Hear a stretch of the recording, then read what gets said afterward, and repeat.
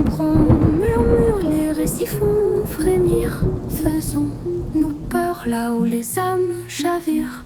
Histoire qui hante des voix qui conspirent. Le frisson s'invite, viens donc t'y resservir. Pour profiter au maximum, plongez-vous dans le noir. Mettez un casque et montez le son. N'oubliez pas de vous relaxer et de plonger dans le monde. Faisons-nous peur.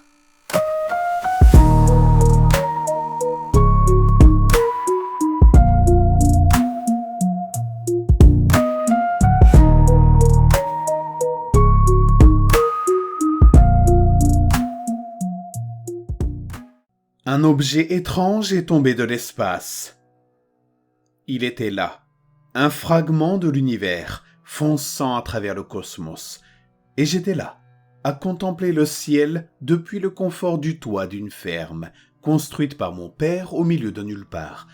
Pendant toutes les années où nous avons vécu à la campagne, rien de remarquable n'est jamais arrivé.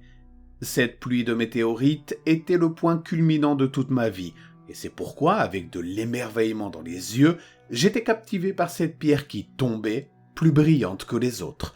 J'avais tellement envie de tendre la main afin de la toucher. Presque comme une réponse à mon appel, le météore a fait demi-tour et est tombé du ciel comme un faucon plongeant vers sa proie. Je l'ai regardé, étonné, passer au-dessus de moi et s'écraser dans la zone boisée derrière la propriété de mon père. Étonnamment, il n'y a pas eu de bruit, pas d'explosion, uniquement le bruissement des feuilles d'arbres alors qu'il plongeait à travers la canopée de la forêt. Pour rendre les choses plus étranges, je jure avoir vu une lueur rouge émaner de l'endroit du crash, même si elle était assez faible. Une fois le choc initial passé, je suis descendu du toit et j'ai couru dans les bois aussi vite que mes frêles jambes le permettaient. J'avais une idée approximative de l'endroit où la chose avait atterri. Alors j'ai couru dans cette direction en espérant pouvoir rapporter un morceau de roche spatiale comme souvenir à montrer à mon père. Si j'avais de la chance, ce serait un trésor suffisamment excitant pour qu'il ne se mette pas en colère en apprenant que je suis parti seul dans les bois. Je ne pouvais qu'espérer. Finalement, je suis arrivé dans une petite clairière où le clair de lune caressait doucement la terre, me permettant d'avoir une image un peu plus nette de la faune et de la flore qui m'entouraient. J'ai remarqué de nombreux petits animaux qui couraient frénétiquement vers le nord sans raison apparente. J'ai supposé que l'atterrissage du météore avait effrayé les bêtes des environs, et j'ai donc décidé de partir dans la direction opposée.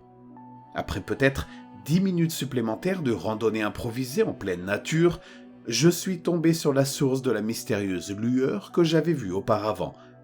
Ce n'était pas un météore.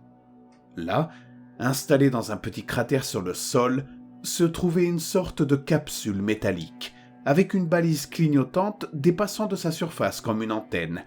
Le vaisseau lui-même était sphérique et faisait au moins 2 fois ma taille. Je n'avais jamais rien vu de tel auparavant. J'étais complètement abasourdi. Avant que je puisse regarder de plus près, une trappe s'est ouverte sur le côté, me faisant sursauter vers le bois. Le cœur battant, je me suis réfugié derrière l'arbre le plus proche. J'ai prudemment placé ma tête sur le côté du tronc et j'ai espionné l'objet en retenant mon souffle. Je ne savais pas à quoi m'attendre. Était-ce une sorte d'arme militaire top secrète ?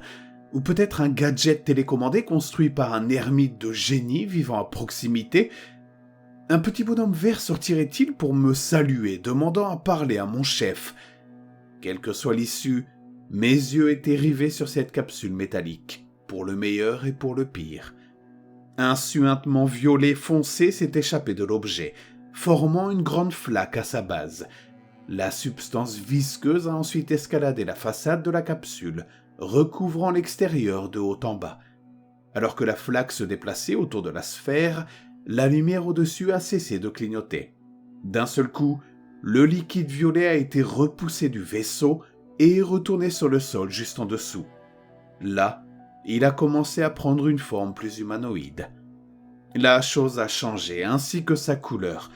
Elle est devenue blanche et floue, un peu comme les parasites à la télévision.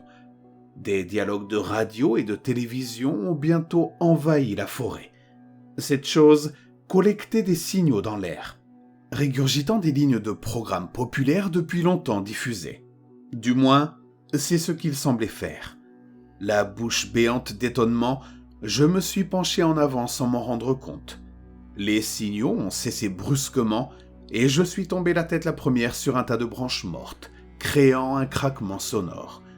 De mon nouveau point d'observation, j'ai vu la silhouette blanche se tourner dans ma direction. Je l'ai alors entendu parler. « Qui est là ?» Sa voix tremblait et n'était pas naturelle. C'était un grognement bas et monotone couplé à une réverbération dure. Craignant pour ma vie, je me suis relevé et j'ai couru vers la ferme, plus vite que je ne l'avais jamais fait auparavant. Je suis retourné sur mon perchoir sur le toit et j'ai soigneusement inspecté la propriété. Une fois que j'ai été sûr que je n'avais pas été suivi, j'ai sauté par la fenêtre de ma chambre et me suis mis au lit, en espérant que j'avais rêvé toute cette histoire, que c'était une aventure concoctée par mon imagination débordante. J'aurais aimé que ce soit aussi simple, mais les vœux pieux jouent rarement en notre faveur. Le jour suivant, je suis descendu avec l'odeur familière des œufs et du bacon. Mon père préparait toujours un copieux petit déjeuner le dimanche. Mais ce que j'ai vu en entrant dans la salle à manger était tout sauf familier. Là, assis à la table en face de mon père, se trouvait un homme dans un costume bien coupé, portant un chapeau melon et une cravate rayée. Nous recevions rarement des visiteurs, j'étais donc plus que perplexe. « Fiston, voici Monsieur Grovewood. Sa voiture est tombée en panne à quelques kilomètres d'ici, alors il va rester avec nous quelques nuits, le temps de régler ses affaires. » L'homme m'a demandé. Je suis resté silencieux, perturbé par la présence de l'homme et encore secoué par la nuit précédente. « Il nous paie une somme généreuse pour rester ici, alors tu ferais mieux de le traiter avec respect. » Mon père m'a regardé d'une manière qui traduisait bien son intention. J'ai donc obtempéré. L'homme a souri et je suis sorti en courant pour m'occuper de la ferme. Je ne savais pas pourquoi, mais j'avais soudainement perdu mon appétit. Quelque chose ne collait pas. Comment cet étranger avait-il trouvé la ferme après que sa voiture soit tombée en panne ? Nous étions littéralement entourés par la forêt. De la chance peut-être, mais j'en doute.